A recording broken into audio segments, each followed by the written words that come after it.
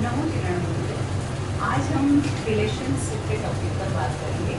तो मेरे पास एक सवाल है कि वैवाहिक जीवन अच्छे से चलना, सफल बनाने के लिए क्या आवश्यक होना चाहिए?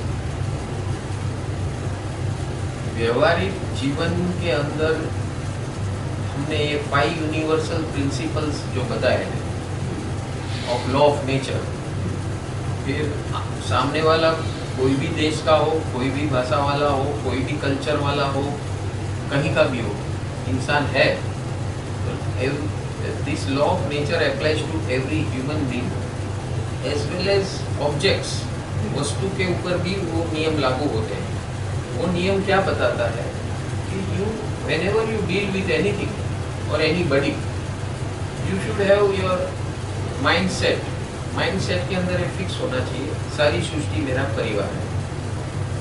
तो पहली बात तो ये आ जाती है कि परिवार भावना जहाँ पर मौजूद है, वहाँ पर आपके अंदर सामने वाला विरुद्ध है या टेढ़ा है या सीधा है, you visualize that person or that object as part of your family.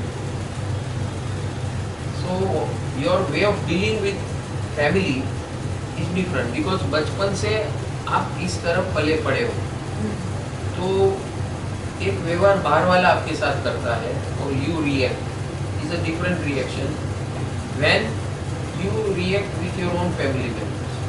दोनों का माइंडसेट अलग होता है, सॉफ्टवेयर अलग है। एक ही इवेंट, एक ही घटना,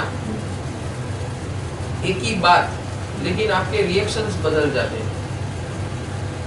सो first principle is we have to, उसके अंदर हमें सेट करना है अपने सॉफ्टवेयर में कि सारी सृष्टि मेरा परिवार है। एक बार ये आपने सेट कर लिया कि सारी सृष्टि मेरा परिवार है, तो आपका जो रिएक्शन का पावर है ना, रिएक्टिव पावर काफी कम हो जाएगा। देन दूसरा नियम है कि जो मैं जगत को दूंगा वो मुझे वापस मिलेगा। ये नियम लागू करेंगे। ये भी नियम आपके दिमाग में बैक ऑफ द माइंड होना चाहिए कि आज मैं कैसे भी रिएक्ट करूं या किसी भी रिस्पॉन्ड करूं, जो मैं आज कर रहा हूं वो कल मेरे सामने आने वाला है और वो एक अनेक गुना आने वाला है। This is the law of reflection. So whatever you throw in this universe, it is going to come multiplied to you. तो ये दो नियम, आपका जो रिस्पॉन्स लेवल है, ये ज्ञान है। This ज्ञान of law of nature has to be in your back of the mind. तीसरा है नियम कि हम एक दूसरे पे निर्भर हैं। अगर हम एक दूसरे पे निर्भर है, कभी हम उन पे निर्भर है, कभी वो हम पर निर्भर है, ये तो चलते रहने वाला है, वन साइड कभी होता नहीं है। लेकिन हमारा जो बिहेवियर पैटर्न होता है पावर सेंटर पे बेस्ड है, मनी एंड पावर। आप किस लेवल पे हो रिस्पेक्ट टू दैट पर्सन और वस्तु, you behave like controller, commander, controller. अगर आप नीचे हैं उस सामने वाले से, तो आप डर डर के या कमांडेड पोजीशन में आप कम्युनिकेट करते हो। So this is the third drawback. ऐसे दबने की आवश्यकता नहीं है। अगर आप कमजोर दिखाते हैं अपने आप को, तो सामने वाला, you are encouraging that person to command over you.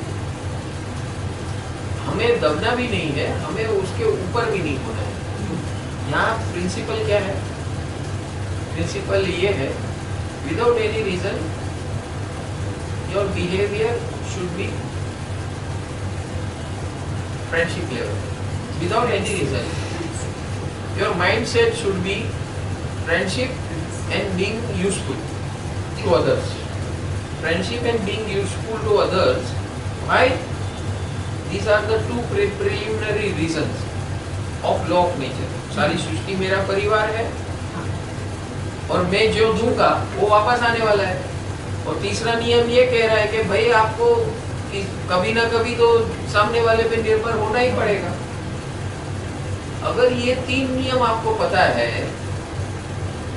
तो ऑटोमेटिक आपका रिस्पॉन्स जो है ना काफी प्रॉपर हो जाएगा, जो होना चाहिए।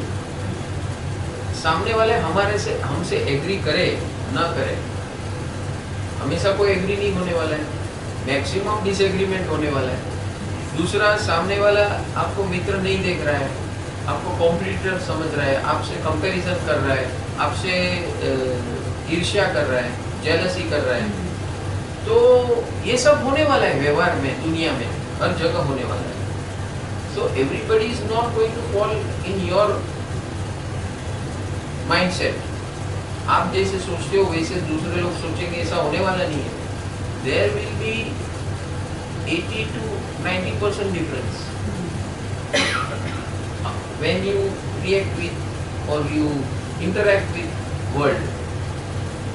So ये 3 नियम हमने जो बताए उसको बैक ऑफ द माइंड रखो। Automatically, slowly, gradually, without reasoning your nature will become friendly. अच्छा, आप फ्रेंडली होने के बावजूद भी ऐसे लोग होते हैं जड़ होते हैं, या प्रोफेशनल्स, हार्डकोर क्रिमिनल्स या हार्डकोर प्रोफेशनल्स, ये दोनों कैटेगरी ऐसी है। आप कितना भी अच्छे हो, वो अपने मकसद पे अड़े रहेगा और वो अपनी बात छोड़ेगा ही नहीं। ऐसे लोगों के लिए चौथी मेडिसिन है लॉ ऑफ नेचर। चौथी मेडिसिन ये है कि सामने वाले को क्या, find out the likes of that person. उसको क्या भाता है, क्या सुनना अच्छा लगता है, आप उसे वो सुनाओ। उनका एप्रिशिएशन करो, उनके गुणों का एप्रिशिएशन करो। गुण है वो ही एप्रिशिएट करना है, क्योंकि कोई भी व्यक्ति हो, हम व्यक्तियों के बारे में अभी फिलहाल बात कर रहे हैं, तो व्यक्ति कोई भी हो, खास करके जो ऐसे हार्ड नट्स हैं, जैसे मैंने बोला हार्डकोर प्रोफेशनल या हार्डकोर क्रिमिनल, वो बहुत वन साइडेड होते हैं। अभी उनके हृदय में आपका स्थान बनाना है तो आपको एप्रिशिएट करना पड़ेगा। और वो एक बार एप्रिशिएशन नहीं होगा, 10 बार, 20 बार, 25 बार आपको कंसिस्टेंट रहना पड़ेगा। टाइम लगेगा उनके दिमाग में और दिल में जगह पाने के लिए। And B genuine. खाली काम कराने के लिए ऐसा करोगे तो पकड़ लेगा। And you have to be consistent and genuinely be appreciating that person, और उसका जो गुण है उसको appreciate करो। उसका 98% या 95% अवगुण है, लेकिन 5% to 5% तो गुण है, आप उसके ऊपर फोकस करो। So your relationship will never fail if you follow these 4 principles. और 5th principle क्या बताता है? Past is past. जगत परिवर्तनशील है, आप बदल गए, वो बदल गया, सब बदल गया। पकड़ के क्या रखे हो, कल ऐसा बिहेव किया था, कल उसने ऐसा रिस्पॉन्ड किया था ना। आप उसको ऐसे जताओ कि आपने कल तो ऐसा बोला था, आज ऐसा बोल रहे हो, उसको जताओ ही मत। आप भी याद मत रखो और उनको याद भी मत दिलाओ सामने, क्योंकि जो नेगेटिव होता है अगर आप सामने वाले को याद दिलाते तो वापस वो मोड में आके वो अटैक करेगा। So these are the 5 principles which is going to help you to improve relationship with anybody in this world. This is the fundamental principle, 5 universal principles of law of nature. अभी ये 5 principles आप follow करेंगे तो आपका relationship improve होगा, और relationship improve होगा तो that will affect your finance. आपका finance growth and boost up बहुत जबरदस्त होगा, क्योंकि फाइनेंस में आदमी एक तो टेक्निकली वीक होता है और एक रिलेशनशिप वाइज वीक होता है। तो एक आदमी टेक्निकली साउंड है, रिलेशनशिप में वीक है, तो फाइनेंशियली वीक ही रहने वाला है। टेक्निकली साउंड होगा, अच्छी बात है, लेकिन if you don't know how to communicate with people and how to make them yours, आपके थॉट प्रोसेस में सामने वाले को लेना नहीं आता है। आप बोलेंगे मेरा ये है, आपको लेना है तो लो, कि this is my best thing, तो ऐसे होने वाला नहीं। इसीलिए फाइनेंस में जो लोग वीक है वो एक तो टेक्निकली यानी उसकी कैलिबर नहीं है उस प्रकार की, और दूसरा है उसके पास foundation of healthy relationship, friendship वाला relationship, to merge with anybody. सामने वाले, हमें तो अपने फोकस पे रहना है, अपने फोकस भाई हमें सामने वाले को क्या देना है उस पर फोकस रखो, और प्रेम और मैत्री देने से शुरुआत करो, बाकी सब अपने आप बीत जाएगा। This is the fundamentals of relationship and finance, not only relationship.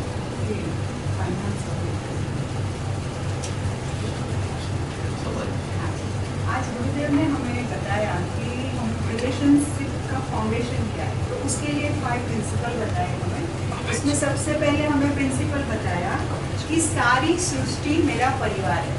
तो जैसे हम सबको अपना परिवार मानेंगे तो हमारा जो रिलेशनशिप है वो बहुत अच्छे से हो जाएगा, क्योंकि परिवार मानते हैं। और दूसरा होगा हमारा कि हम जो देंगे जगत वो ही हमें अनेक गुना होके वापस मिलने वाला है।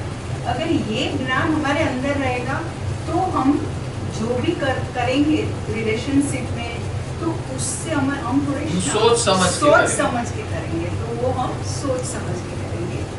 और दूसरा तीसरा बताया कि हम एक दूसरे पे निर्भर हैं, तो अगर हम निर्भर हैं तो कभी ना कभी तो हमें उसकी ज़रूरत पड़ेगी, और पड़ने वाली ही है रिलेशनशिप में। तो हमको अच्छा व्यवहार करना वो सिखाएगी ये ज्ञान।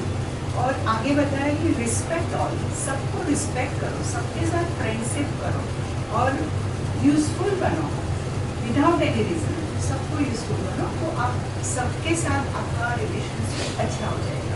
और कभी कभी ऐसे लोग भी हमारे जीवन में आते हैं जो बहुत ही जड़ प्रकृति के, या हम उससे एग्री नहीं करते, हाँ, वो हमसे एग्री नहीं करते हैं, हाँ, कोई कॉमन प्लेटफॉर्म ही नहीं है, तो कॉमन प्लेटफॉर्म आपको निकालना पड़ेगा। हाँ, क्योंकि अगर आपसे उनके साथ मिलाप करना है, हाँ, आपका रिलेशनशिप इम्प्रूव करना है, तो you have to do some research कि भाई Yes. उनकी कौन से ऐसे गुण हैं जिसका हम एप्रिशिएशन करेंगे, तो वो हमारी तरफ धीरे धीरे बेंड होंगे और उन्हें हमारे अंदर कॉन्फिडेंस आएगा। और it has to be genuine, keep this, because don't misuse this. अगर मिस यूज करोगे 1-2 बार सक्सेस होगा, तीसरी चौथी बार पकड़े जाओगे, ज्यादा बिगड़ेगा। तो it has to be genuine and consistent, it has to be always like that. हाँ, खाली वो काम कराने के लिए लोग करते हैं ऐसा, काम कराने निकालने के लिए कर लेते हैं, फिर तू कौन मैं कौन। अगर ये अप्रोच रखोगे आप तो लंबा नहीं चलने वाला है। So these are the solutions for any type of relationship, any type of relationship, दोस्त के साथ, दुश्मन के साथ, ओपोजिशन के साथ, कॉम्पिटिटर्स के साथ, किसी के भी साथ, ये 5 नियम आप पकड़ के चलोगे, और ये लॉ ऑफ नेचर के सनातन नियम है, इसमें कोई किसी का कुछ नहीं चलता, it works automatically. Imbibe this, आपके माइंडसेट में 5 नियम डाल दो, and be natural, mould your character, your response, your way of thinking, your mindset accordingly, अपने आप सब कुछ ठीक हो जाएगा, रिलेशनशिप भी ठीक होगा। और मैंने कहा, जो आपने नहीं पूछा वो भी जवाब दे दिया मैंने, कि आपका फाइनेंस के अंदर कुछ रुकावट आ रही है, कुछ भी है, तो ये गुण आपके, ये 5 नियम के गुण से आपका फाइनेंस ग्रोथ भी हो जाएगा। चाहे जॉब करते हो, जॉब करेंगे तो आप बॉस होगा, कलीग्स होंगे, आपके सबऑर्डिनेट्स होंगे, तो ये नियम लागू होते हैं रिलेशनशिप में। तो you will be a successful leader if you have this गुण। You will be a lovable person among other people. You will be one up than others if you have these extra qualities within you. So it is going to boost your career if you are doing job, or if you are doing business. You will get more and more customers who will come to you, clients and customers, whatever. So in business as well as financial field, it is going to help you, because finance consists of 2 things. One is technical part and other is relationship part. So So in relationship part, you will score. Once you score there, your technical is little bit weak, no problem. It will take care. Thank you गुरुदेव, आपने बहुत ही अच्छे तरीके से समझाया और ये ज्ञान दिया जो सबको उपयोगी होगा। अगर हम ये ज्ञान अपनाते हैं अपने जीवन में, उसको इम्प्लीमेंट करते हैं, तो जरूर हमारा रिलेशनशिप बहुत ही अच्छा सबके साथ हो जाएगा और वो हमको फाइनेंस में भी उपयोगी होगा। तो आप जरूर ये 5 नियम को अपनाइए। Thank you. नमस्कार।